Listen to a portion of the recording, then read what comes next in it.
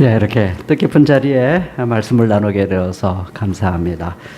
아마 제가 이곳에 와서 몇 번 설교를 했을 때 오늘 읽어드리는 말씀을 아마 설교를 했을 거라고 생각을 합니다. 그래서 본문을 좀 다른 걸로 정해보려고 막 몸부림을 쳤는데 잘 안 되더라고요. 그래서 그냥 그 말씀으로 하지만 제 마음이 새로워졌으니까요. 여러분들도 새로워질 줄로 믿습니다. 옛날에 들은 거 생각하지 마세요. 요한복음 21장입니다. 제가 설교는 가능한 한 짧게 하도록 하겠습니다. 요한복음 21장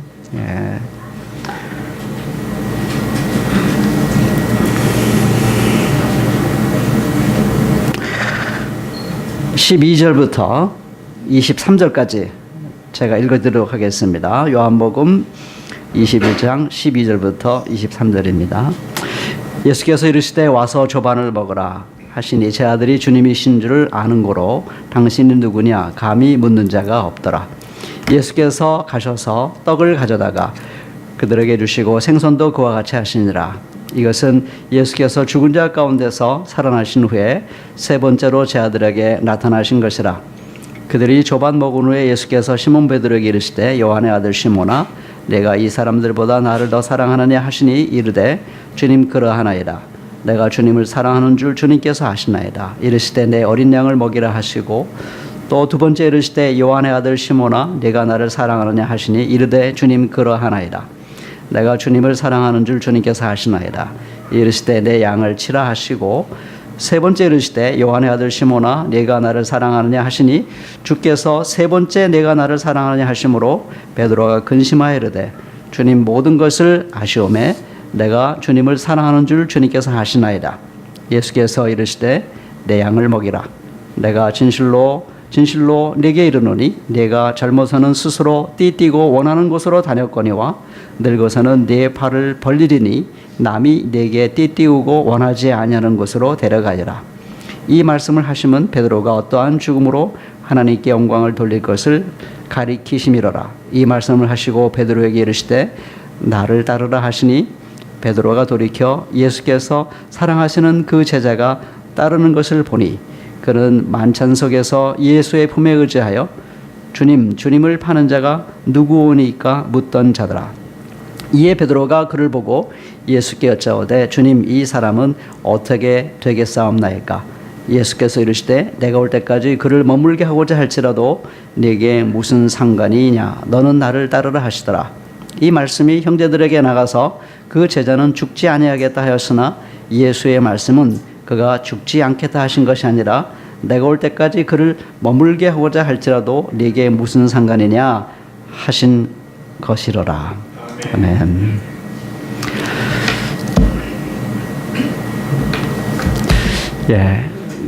제가 오늘 말씀의 제목을 돌보는 사람의 여정 이렇게 잡아봤습니다. 하나님께서는 혼자 일하시기를 좀 싫어하시는 것 같습니다. 하나님은 우리랑 함께 일하시기를 원하십니다. 어떤 위대한 독일의 철학자가 역사는 하나님의 자서전이다 그랬습니다. 히스토리 그러잖아요. 히스토리. 근데 히스가 하나님의 스토리 이야기다 이렇게 얘기를 합니다. 저도 청년 때 그 얘기를 듣고서 그런가 보다 생각을 했습니다. 근데 제가 쭉 인생을 살아보니까 하나님은 혼자 자기 얘기를 써나가시려고 하지 아니하고 우리와 함께 이야기를 써나가시기를 원하십니다. 그 탈무드에 아주 재미있는 질문이 있다고 합니다. 하나님께서 우리는 이제 쌀입니다만 이제 그 탈무드는 빵을 주로 먹는 사람들 중심으로 한 얘기니까 왜 하나님이 인간을 빵을 먹고 사는 존재로 만드셨다면 빵나무를 좀 만드시면 좋았을 텐데 왜 안 그러셨을까? 그런 탈무드에 그런 질문이 있다고 합니다. 그 답이 참 재미있습니다.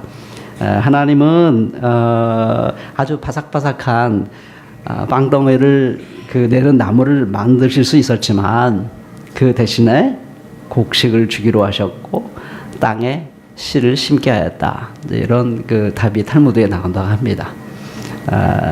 참 재밌는 것 같습니다. 하나님은 사랑이시기 때문에 그래요. 여러분들이 누군가를 사랑해 보세요. 누군가를 사랑하면 혼자 일하려고 하지 않을 겁니다. 누군가를 사랑하면 그 사람과 함께 일하는 게 그렇게 즐거울 수가 없어요. 하나님은 우리를 사랑하시고 하나님은 사랑하시기 때문에 우리와 함께 일하시기를 원하십니다. 그래서 이 교회를 하나님께서 사랑하시고 교회를 돌보고자 하실 때 하나님은 항상 사람을 세우세요. 사람을 세우십니다. 그래서 내가 너와 함께 내가 사랑하는 이 교회를 돌보고 싶구나 이렇게 말씀하시는 거거든요.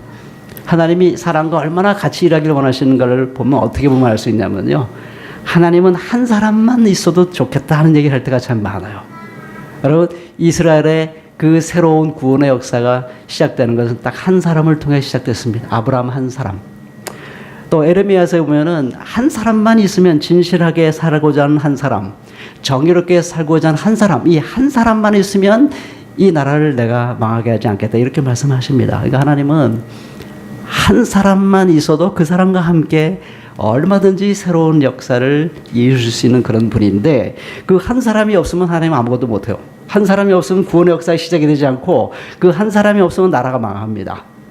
자, 그러니까 오늘 우리 교회에 돌보는 사람이 얼마나 소중한가, 하나님의 눈으로 볼 때 얼마나 소중한가 하는 것을 여러분들이 능히 아실 줄로 생각합니다. 오늘 이 말씀에서 저는 돌보는 사람의 여정이 느껴졌습니다. 어떻게 시작되며 어떤 과정을 거쳐서 어떻게 마무리되는 것인가 하는 것이 오늘 본문에 보면 너무 잘 나타나 있습니다. 제가 그 작년에 가을에 모교에서 한 학기 동안 강의할 기회가 있어서 참 너무 행복했는데요.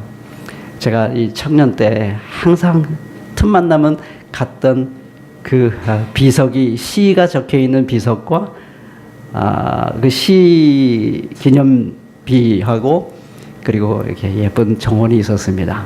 그래서 매번 갈 때마다 작년 가을 내내 그 시를 또 읽고 거기 앉아서 최소한 앉아서 한 10분 정도 앉았다가 또 나오고 그랬습니다. 아주 행복한 지난 가을은 참 행복한 그 가을이었습니다. 그 시가 뭘까요? 그 윤동주의 너무나 잘 아는 시인데요.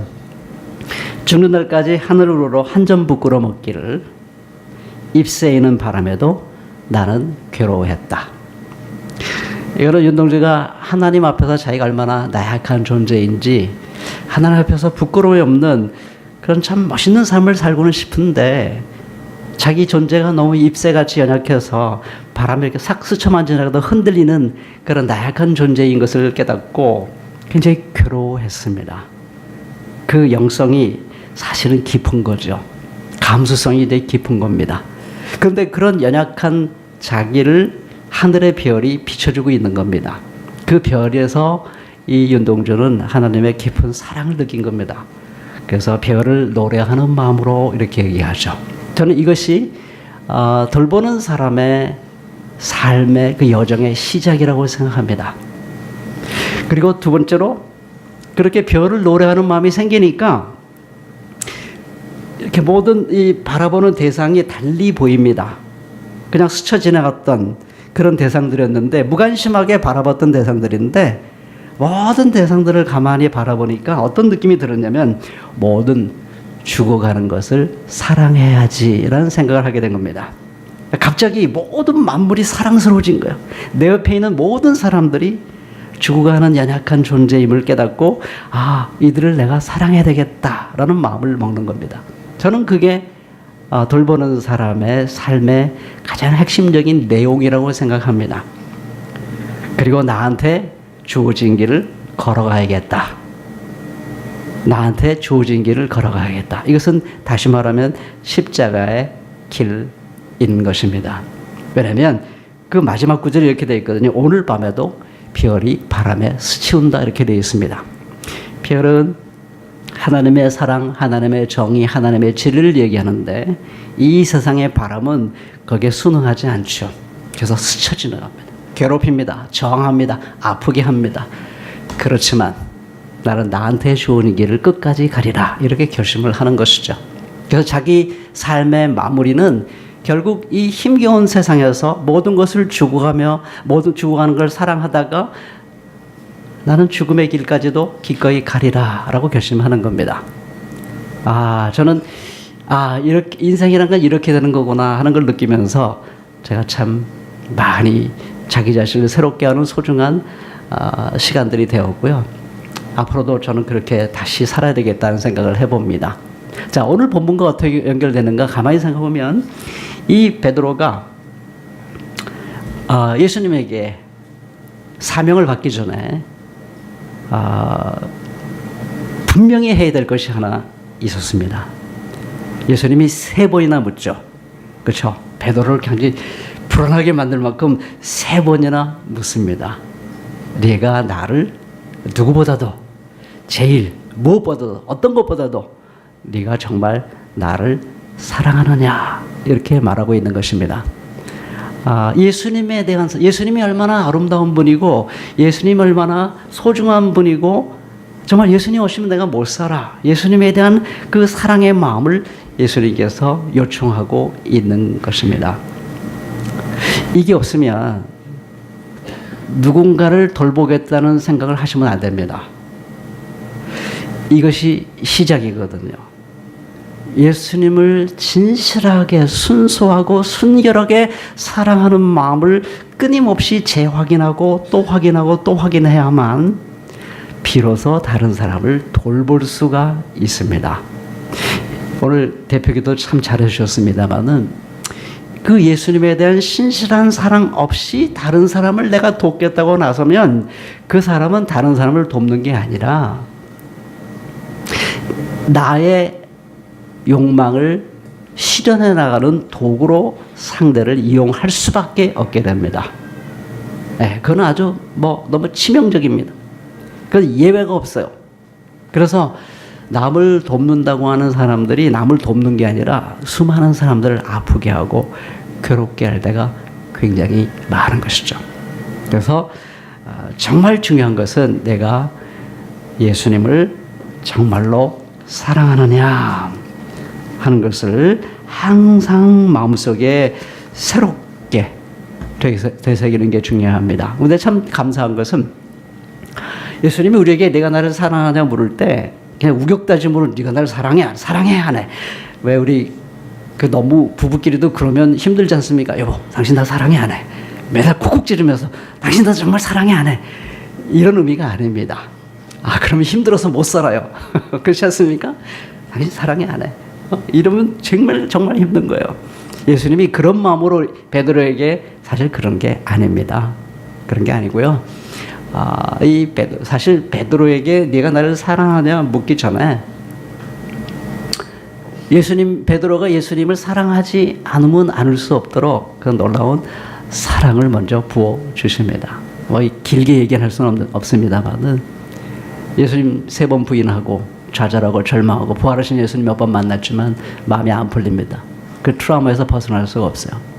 그래서 방금 전에 제자들과 함께 다른 제자들과 함께 고기 잡으러 간 거죠. 여러 가지로 그 마음을 묘사할 수 있겠습니다만 길게 할 수는 없겠고 아무튼 베드로의 마음은 편치 않았던 것은 분명합니다. 그런 밤이면 좀 고기가 잡혀야 될 텐데 안 잡혀요. 그때 예수님이 소위 데자뷰라고 하죠. 데자뷰. 처음 예수님을 만났을 때 그 맛보았던 기적을 베풀어 줍니다. 고기를 잔뜩 잡게 해 주시는 거죠. 또 알아차리니까 야 와서 우리 함께 밥이나 함께 먹자. 제가 이 말씀을 참 좋아하는 이유 뭐냐면 예수님이 택하신 메뉴가 제가 좋아하는 메뉴거든요. 숯불 생선구이. 제 일생에서 제일 맛있게 먹어본 것 중에 하나가 이 고등어를 막 잡아서 구워 먹어본 거예요. 그냥 이 바다에서 잡아가지고 바로 구워 먹으니까 이야 기가 막. 그래서 제가 이 말씀을 아주 좋아합니다. 우리 밥 함께 먹자. 딴 생각하지 말고 그냥 우리 아침이나 생선구이나 한번 같이 먹자 이러신 겁니다. 예수님 정말 인간미가 넘쳐요. 전 그래서 이런 예수님이 너무 좋습니다. 베드로가 얼마나 그 따뜻한 아침 그 조반을 함께 예수님과 먹으면서 예수님이 나를 처음 부를 때 나에게 주셨던 그 사랑으로 지금도 나를 똑같이 사랑하시는구나 하는 걸 경험한 거죠. 여러분, 남을 돌보기 원하신다면 항상 끊임없이 주님이 나를 이렇게 사랑하는구나 하는 그 생생한 사랑을 끊임없이, 사실 주님이 우리에게 사랑을 확인하기 전에 내가 정말 이 주님의 사랑을 잊고 있지는, 아까 십자가 그 사랑 우리가 널 잊어버릴 때가 많은데요. 아까 그 가사를 노래 부르면서도 마음이 뜨겁더라고요. 그냥 우리는 잊어버리기 잘하지만 주님은 또 오셔서 돌 같은 마음을 다 녹여주셔가지고 그 사랑을 우리에게 가르쳐 주십니다. 이게 얼마나 중요한지 몰라요. 그러니까 다른 사람을 도와야겠다는 강박관념을 갖기 전에 먼저 우리가 매일매일 확인해내는 건 뭐냐면, 오늘 저는 주님이 나를 얼마나 사랑하는지 오늘 이 시간 다시 한번 누리고 싶습니다 하는 기도가 굉장히 소중하고요. 제 경험으로는 그런 마음을 주님께서 외면하시지 않습니다. 언제나 새롭게 그 사랑을 부어주시는 것이죠. 그리고 나서 우리에게 묻는 겁니다. 내가 나를 사랑하느냐. 이 내가 나를 사랑하는 말도 참 깊은, 주님을 사랑한다는 말의 의미가 참 깊은 의미가 있는데요. 그건 다시 말하면 그 사랑의 기쁨으로 우리를 초대해 주는 겁니다. 여러분, 누군가 일방적으로만 사랑하면 행복하지가 않아요. 아가페와 에로스의 차이는 뭐냐면, 아가페는 일방적으로 주기만 하는 사랑이고 에로스는 주다가 멈추는 사랑이고, 여러분 그렇게 생각할 때가 많은데요. 그러지 않습니다. 아가페 사랑은 일방적으로만 주는 사랑이 아가페 사랑의 가장 핵심적인 내용이 아닙니다. 말을 일방적으로 주는 사랑이 아가페 사랑의 가장 중요한 핵심이라면 우리는 도구에 지나지 않아요. 하나님의 사랑을 전시하기 위해서 우리는 도구로 사용되는 겁니다. 그렇잖아요. 여러분, 사실 누군가를 사랑해 보십시오. 사랑해 보면 그 사람이 내 사랑을 깨닫고 나를 사랑해주고 사랑이 왔다 갔다 행복한 것이지, 사랑을 일방적으로 주기만 하면 행복하지 않습니다. 그래서 하나님도 슬프셔요. 탕자가 집을 나가면 아버지는 슬픈 거예요. 아가페는 그 슬픈 사랑을 계속하죠. 에로스는 그 슬픈 사랑을 계속 못해요. 그래서 중단합니다. 그러나 아가페 사랑도 사랑을 줬으면 우리가 그 사랑에 응답을 해야 하나님이 기쁜 거지, 하나님은 굉장히 슬퍼요. 그래서 사랑을 서로 주고받을 때 참으로 행복한 것처럼 하나님은 그 사랑으로 우리를 초대해 주시는 겁니다.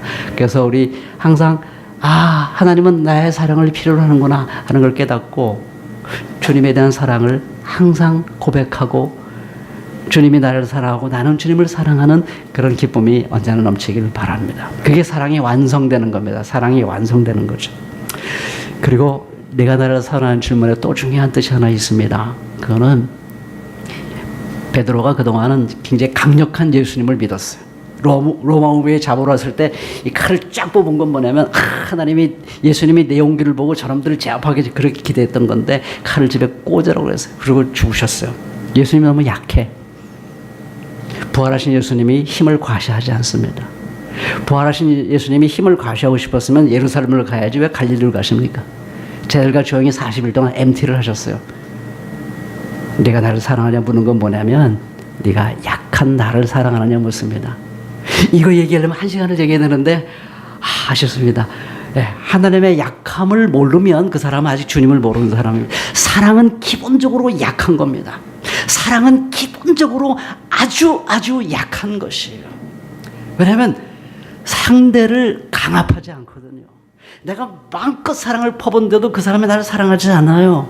그럼 어떻게 할 수가 없어요. 그 사람을 강제하지 않아요. 그 사람이 감동받아 돌아올 때까지 나는 또 주고 상처는 내가 다 받고 상대를 절대로 상처 주지 않습니다. 그게 사랑의 핵심입니다. 그래서 남들 돕당하면서 수많은 사람들에게 상처를 지은 이유는 뭐냐면, 내 사랑으로 상대를 막 억압하기 때문에 그래요. 뭘 억지로 막 우격다짐 만들려고 해. 절대로 하시면 안 돼요. 하나님은 우리를 그렇게 대하신 적이 없습니다. 저는 지금까지 저를 기다려주신 약한 하나님을 생각하면 눈물 나요. 그 하나님은 내가 도저히 버릴 수가 없어요. 나에게 어떻게 막 욱박 지르신 적이 없었어요. 나를 지금까지 기다려주시고 상처는 하나님이 다 혼자 받으셨어요. 나에겐 상처 주지 않습니다. 그게 하나님의 사랑이에요. 여러분, 그 약한 예수님을 사랑하십시오. 약한 예수님을 사랑해야 정말 다른 사람을 돌볼 수가 있어요. 이용해 먹는 게 아니라 그 사람을 위해서 나를 줄 수가 있는 거예요. 약한 예수님을 사랑하시기 바랍니다. 그게 시작이에요. 자, 어린 양을 돌본다. 시간이 막 촉박됩니다. 이제 마치겠습니다. 말씀을 막 마치겠습니다. 어린 양을 사랑한다는 뭐냐? 왜 특별히 왜 어린 양 그랬어요? 아까 우리 기도했잖아요. 우리는 누군가를 돌보고 싶을 때 이상하게 조건이 괜찮은 사람에게 마음이 더 가요. 예쁜 사람에게, 멋진 사람에게, 학력이 좋은 사람에게, 성공한 사람에게 나도 모르게 마음이 가요. 그것까지 싸워야 되는 겁니다. 그 본능까지 싸워야 돼요. 가장 약하고 어렵고 힘없고 실패하고 아프고 이런 사람이 여러분의 양이 주님의 가장 사랑스러운 어린 양입니다. 그 어린 양을 여러분들이 돌보지 않으면 제 아무리 다른 사람을 제 아무리 헌신적으로 사랑해도 그거는 사기입니다. 분명히 말합니다. 그건 사기입니다. 그건 사랑 아니에요. 이용해 먹는 거죠. 여러분이 정말 어린 양을 돌본다는 말의 의미는 뭐냐면 가장 약한 사람에게 여러분들의 마음이 가야 돼요. 그 가장 힘든 사람이 여러분들의 삶의 중심이 돼야 됩니다. 그게 어린 양을 돌본다는 뜻이죠. 어린 양을 돌본다는 건 공감하는 거고, 아파할 때 같이 아파하고, 어떻게든지 그 사람의 아픔 속에 내가 같이 들어가서 고통을 같이 겪고 같이 거기서 나올 수 있을 때까지 그 사람과 함께 가는 것입니다. 그게 사랑입니다. 예수님은 아픈 사람을 보면 견딜 수가 없었어요. 가난한 사람을 보면 예수님이 견딜 수가 없었어. 이 세상에서 죄인 취급받는 사람 보고 예수님이 견딜 수가 없어서 그들 곁에 가까이 가셨고 그들의 친구가 되어주셨습니다. 그게 어린 양을 사랑한다는 뜻입니다. 그리고 그들의 필요를 채워주고 공감할 뿐만 아니라 존재의 변화로 이끌어갑니다. 그냥 그 사람의 필요만 꽉꽉 채워주는 것으로 끝나는 게 아니라 그 사람이 변화되는 것이죠. 그걸 위해서 예수님은 자기의 삶을 던졌고요. 한 사람을 정말 돌보려고 마음먹다 보면은요, 이 세상을 바꾸지 않으면 내가 정말 사랑하는 사람을 사랑할 수 없다는 지점을 발견하게 됩니다. 우리가 왜 사회 문제에 관심을 가져야 되느냐? 우리가 왜 이 세상의 구조와 제도를 바꿔야 되느냐? 그건 사랑 때문입니다. 왜 하나님이 이스라엘 백성들을 애굽에서 해방시켜가지고 바로와 맞짱을 뜨게 해가지고 이 가나안 땅으로 그 힘겨운 길을 걸어서 가나안 가서 새 나라를 건설했는가? 그러지 않고는 그들을 사랑할 수가 없었어요. 그들에게 새로운 세상을 주지 않으면 그 사람을 고통에서 벗어나게 할 수가 없었어요. 우리가 정말 누군가를 사랑해 보세요. 누군가를 진실로 어린 양을 돌보고 싶어 해보세요. 정말이에요. 같이 울어보세요. 같이 아파해 보세요. 같이 슬퍼해 보세요. 그러면 그 사람을 아프게 하는 세상이 보여요. 사랑 때문에 그 세상을 바꾸지 않고는 견딜 수 없는 이 열망이 마음속에 생기는 겁니다. 그래서 예수님은 저항하는 사람이었죠. 시대와 싸웠습니다. 그게 어린 양을 돌보는 것입니다. 이제 마지막으로 말씀을 맺겠습니다. 이게 제일 어려운 말씀인데, 우리는 보통 그렇게 생각합니다. 젊었을 때 고생을 많이 했으니까 이제 많이 섬겼고, 그리고 내가 열심히 헌신했으니까, 교회에서 열심히 헌신했으니까 그 다음에는 보상이다, 이렇게 생각할 때가 참 많습니다. 예수님은 그거 안 해요. 그건 착각이다. 네가 젊었을 때는 네 정열과 열심을 가지고 네 헌신의 그 마음을 가지고 열심히 섬긴 거 좋다, 잘한 거다. 젊을 땐 그렇게 살아야지. 열심히 살아야지. 근데 나이가 들면 네가 남을 돌본 내 어린 양을 돌보는 삶의 마지막에 오면 네가 갈 길은 뭔지 아냐? 그 다음엔 보상받는 게 아니다. 나와 함께 나를 따라서 내가 죽음의 길을 간 것처럼 너도 나와 함께 죽음의 길을 가는 것이 그것이 인생의 마무리다 라고 말합니다. 주여 그러셨는데 이거 참 근데요, 근데 이게 행복이라는 걸 조금씩 알아가는 게 감격이에요. 근데 베드로도 쉽지는 않았죠. 이야, 눈치챘어요. 죽자는 건 눈치챘어요. 베드로 눈치챘어요. 그러니까 두리번 누구 같이 갈 놈 없나. 마침 요한이 나타났어요. 얘는 어떻게 돼요? 얘랑 같이 가면 내가 갈 텐데. 야, 내가 다시 돌아올 때까지 살려두고 너 네가 무슨 상관이냐. 사람들은 요한은 살려두고 베드로는 죽게 한다 그렇게 얘기했는데 그런 말이 아니라 그와 상관없이 그 요한이 살든지 죽든지 상관없이 너는 나를 따르라 그랬습니다. 여러분, 하나님은 각자 인도하시는 게 다 다릅니다. 그리고 십자가 지는 게 다 달라요. 저보고 스테반다라고 하면 전 못해요. 돌 맞는 거 전 절대 사양입니다. 뭐 가난은 제가 견디겠는데 돌은 좀 사양.